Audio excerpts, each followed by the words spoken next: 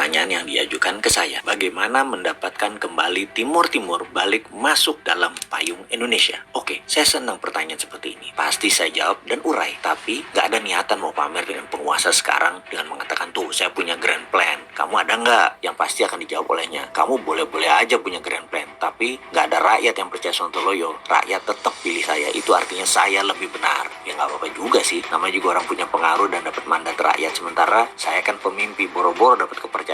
Peluang aja nggak ada. Begini cara ambil Timur-Timur kembali. Pastinya tidak pakai jalur hard power seperti yang dilakukan Australia dengan mengatasnamakan UNAMED di PBB dulu. Pancing dengan konflik horizontal, masuk peacekeeping, lalu diadakan referendum. Mau lepas dari Indonesia atau masih mau bergabung dengan Indonesia. Hasilnya 70% ingin lepas dari Indonesia. Lalu berdirilah negara Timor Leste. Itu peran Australia gede banget, 80% barangkali. Bos UNAMED namanya Robert Kingsley sekarang jadi penasihat pertahanan Perdana Menteri Australia. Jago geostrategik. Timor Timur salah satu prestasinya. Setelah itu sedot aset Timor Timur berupa cadangan gas alam di celah timur yang berjumlah 10 triliun kubik feet. Biaya operasional ambil Timor Timur lewat. Untung besar itu Australia. Strategi pengambilan Timor Timur tidak menimbulkan gejolak politik dan gejolak keamanan di kawasan ASEAN. Sama seperti Crimea yang diambil Rusia baru-baru ini. Itu juga yang diskeneriokan kalau pemerintah Indonesia tetap ngotot ganggu pendapatan McMoran dari Freeport. Maka Amerika pinjam tangan dengan menciptakan konflik horizontal di Papua. Lalu peacekeeping masuk dari PBB, kemudian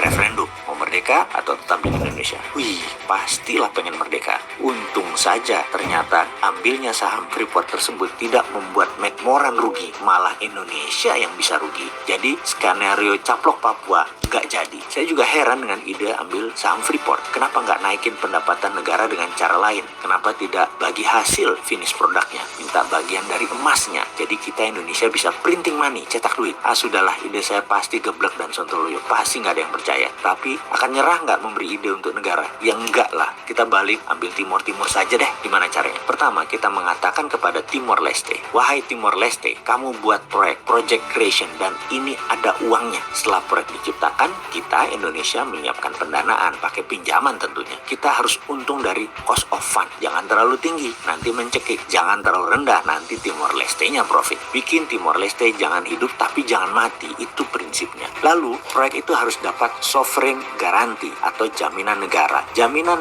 B2B, business to business, nggak bisa ngikat APBN Timur Timur. Boleh semi sovereign garansi, yaitu pakai BUMN Timur Timur. Karena BUMN kan punya negara. Kalau default gagal bayar, ambil jaminan negaranya. Pokoknya jangan swasta Timur Timur aja yang punya proyek. Jadi pihak Indonesia akan menyiapkan pinjaman, permesinan, tenaga kerja, konstruksi, operation, dan maintenance. Pastikan profit harus pihak Indonesia dulu yang ambil. Proyek harus di-stretch, ditarik panjang. Harus multi-year, bikin sampai 20 tahun kalau perlu pengembaliannya. Jangan 5 tahun balik modal, supaya Timur Timur kekunci terus. Jadi begitu proyek jalan, maka Timor Leste akan mulai kita ambil uangnya. Pertama, bunga pinjaman. Kedua, pokok pinjaman. Ketiga, profitnya. Keempat, biaya rutin perbaikan dan pemeliharaan. Kelima, tenaga kerja operasionalnya. Keenam, jangan lupa asuransinya. Harus asuransi Indonesia. Pokoknya sampai residual, derivatif, barang sisa kecil-kecil, ambilin semua. Timor Timur pokoknya hanya pemanfaatan jalanannya saja. Misalnya dengan pembangunan jalan tol, industri di sana seperti pariwisata maju. Nggak apa-apa. Pokoknya jangan di proyek yang kita bangun mereka dapat untungnya. Kita tahu bahwa membangun infrastruktur lama hasilnya. Dan itu penting. Timor Timur harus bangun sarana dulu kira-kira 4-5 tahun jalan. Kita nikmatinlah 5 tahun awal setelah itu. Juga ketika sudah jalan kita lebih menikmati lagi. Tapi kalau tidak jalan atau proyek itu merugi,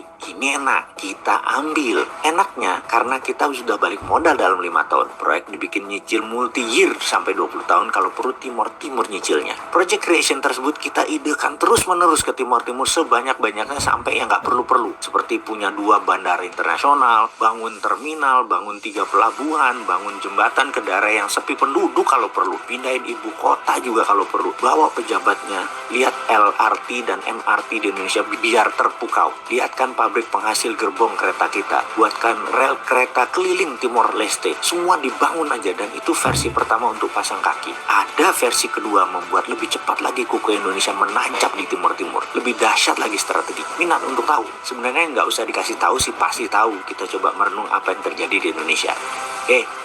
Ayo fokus di video ini, jangan ngebayangin yang enggak-enggak. Itu pikiran jangan ke arah kok kayaknya Indonesia sekarang kejebak Cina ya. Ngawur kowe. Enggak, Indonesia tidak kemakan dengan Cina. Enak aja kamu ngomong kayak gitu. Cina berusaha melakukan apa yang kita lakukan ke timur-timur, tapi nggak terlalu berhasil. Jago pejabat kita tidak terkecoh Cina. Jago banget, salut saya. Coba kalau saya jadi pemimpin, pasti kepleset ke perangkap jebakan Cina. Sudahlah, karena itu jangan pilih Mardigu. Biar dia urus anak yatim aja.